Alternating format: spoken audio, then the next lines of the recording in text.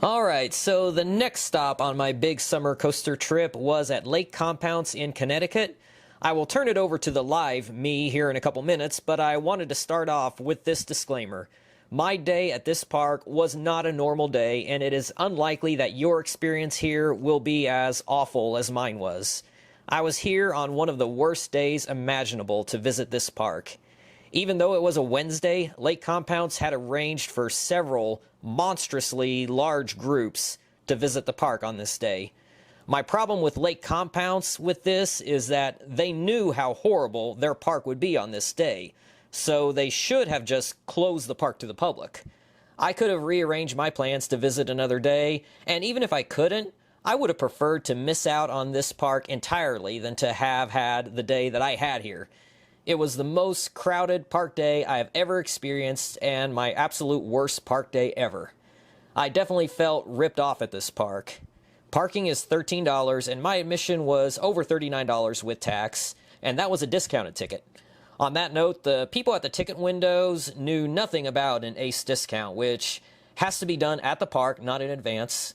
They sent me over to guest relations, the building on the left side as you're approaching the park. The lady in there was a bit confused and called over to someone, but she did it for me. That saved about $12, but I still paid over $50 in total for what I consider to be a $10 day. I feel that this park, even at its best, is a $25 park. I think they should make parking free and lower the standard admission to $25, maybe $30 at the most. But that's just my opinion. So I started off my day at the park, walking by Phobia Fear Coaster and noticing that there was no train on the tracks. So there was no chance for it to open today. I was so looking forward to finally riding a Skyrocket 2 without the discomfort collars. But I knew right away that I wouldn't get that chance here. So I tried the kiddie coaster, and I was given a hard no, that I had to have a kid with me. And in my opinion, that is ridiculous for a small park. It's not a big deal at Cedar Point, Kings Island, Kings Dominion, Carowinds, Canada's Wonderland, because those parks have so many coasters and so many other things to do.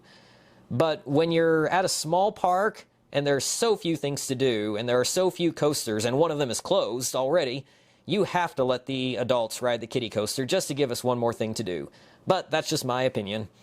So I went on and did Boulder Dash in the back row, and it was pretty good. It wasn't mind-blowing and definitely not a contender for best wooden coaster in the world, but it was good. It was all floater air time, some roughness, which didn't really bother me. The best part of it was how it went up the mountain, then traversed down it, and it's a long ride. But the ride experience itself is about on par with something like Screamin' Eagle at Six Flags St. Louis. Good ride, but not great. I then walked over to Wildcat and was frustrated to see it closed too. And so I was so angry at this point. But then I got some comic relief to see that the drop tower called Downtime was actually up. With so many rides down, Downtime was up. That made me laugh. I then went and did the boomerang called Zoomerang, and it was just as good as any other. I like the boomerangs, but still, it's a ride I can do just about anywhere. So I still felt like I had spent $50 just for Boulder Dash, and I would end up with only 2 rides on it. The huge crowds had not yet arrived by the time I had gotten off of Zoomerang, so I did their dinosaur walk, which was a small area. I've always liked these. It's too bad that Cedar Fair is getting rid of theirs. But I like that this one didn't take up as much space as the Cedar Fair ones. I then waited way too long to ride Downtime, as the crowds were now here. It's a very good drop tower with good airtime on the drop. They have unnecessary seat belts in addition to the regular restraints. It stifled some of the airtime, but not all of it. By this point, Wildcat had opened, so I got in the stupidly long line for what I figured would be a very mediocre ride, and yet it still disappointed. So now I'll turn it over to the live me for my reaction to it.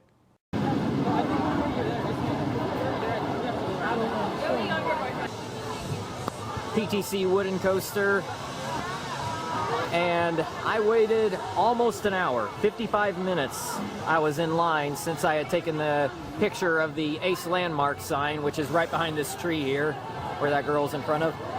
I waited 55 minutes from there, but I also got to skip ahead probably 5 or 6 trains since I wasn't a part of a big group and they had one row open. So my guess is from that sign, it's an hour and 20 minutes, maybe an hour and a half, and it's starting to spill out onto the midway. And this ride is terrible. It was pretty awful. It doesn't go very fast, but the vibrations and how it shakes, it is like it's basically jackhammering, except that it doesn't go too fast, so that it's not too painful, but it's still not a good ride. Whenever you have those whenever you have that kind of vibration with a faster moving wood coaster, then that's what I call jackhammering, and that's really painful. But this is just a minor version of that. Not painful, but uncomfortable, and just not a good ride. And these people are going to be waiting an hour and a half. Not worth it, but it's a coaster credit, so that's about all you can say about it. Oh yeah, running one train, so if they do run two trains at any time, it'll go quicker for sure, but still, one train, 14 people per train, no airtime. That was the other thing about it, that it doesn't give any airtime at all. So,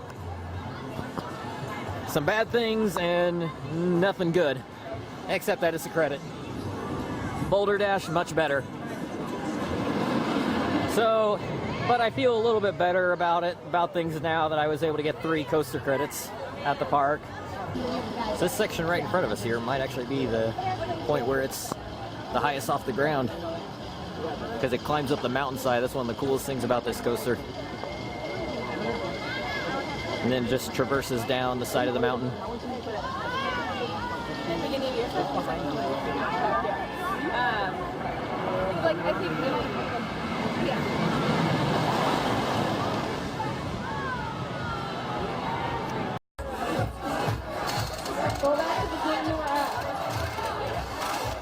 Oh, 4, 13, 14, 15, and 16. It is a very good ride. It will not live up to that hype right there. That is not the best wood coaster in the world, but it is very good. I think I rode in the front row. I think I counted like maybe 14 airtime moments, and there were a couple of hills that didn't give any airtime in the front that I think did give it in the back. So if you're riding in the back, you might even get more than 14.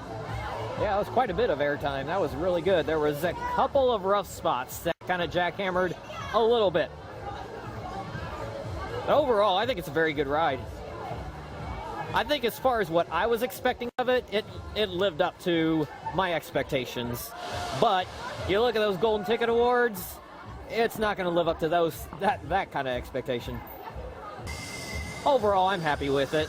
And did it once in the back, once in the front. And this line is ridiculous. I just need to leave here and go to Six Flags New England. I'm happy with Boulder Dash, but extraordinarily disappointed in this park.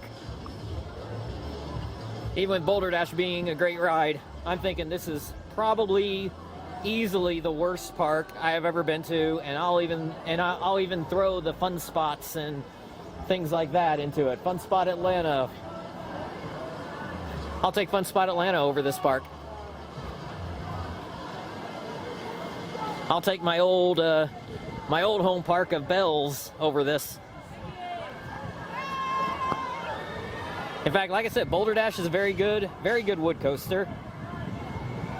It does not compare to something like Ghost Rider. No way. It would not even be in my top 10 on wood coasters.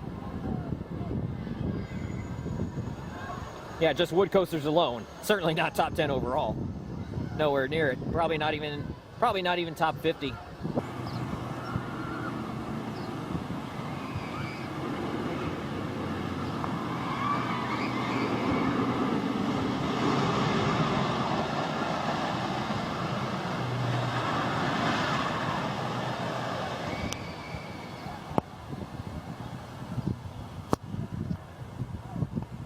So if you can get past the really poor operations and one-train operations and the stupid policies and how unbelievably crowded it is a really pretty park.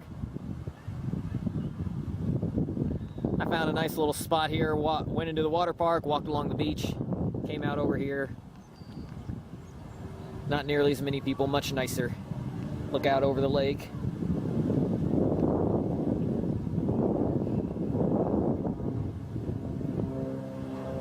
A day like this, that's a total bust.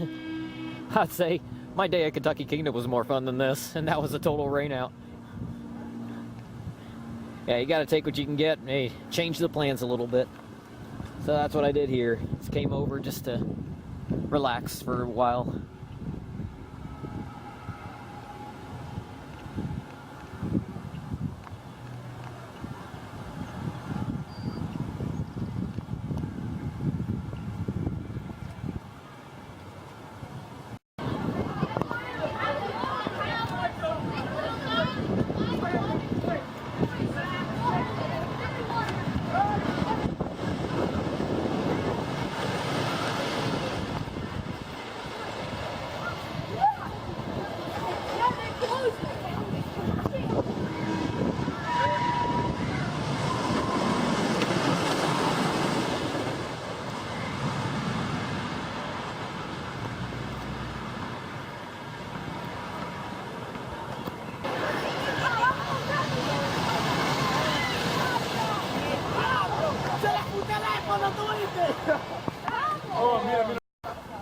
Got this long walkway.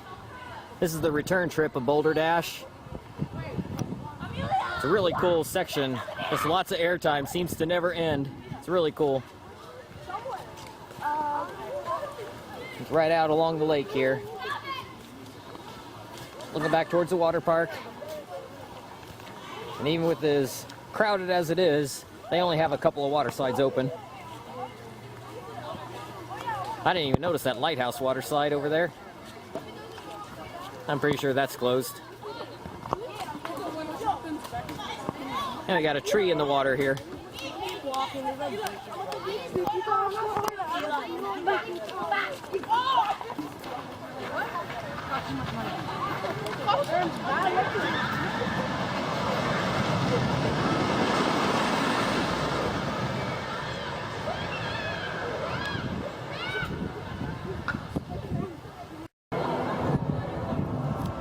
That will do it from this extraordinarily disappointing visit to Lake Compounce. I wouldn't call it the worst park I've ever been to, but it was definitely the most disappointing. It was just far, far too crowded. Phobia closed. Kiddie coaster not allowed to ride. Just too many disappointments. An hour long wait to get on Wildcat, which is not a good ride. And oddly enough, Boulder Dash was actually not as long of a wait.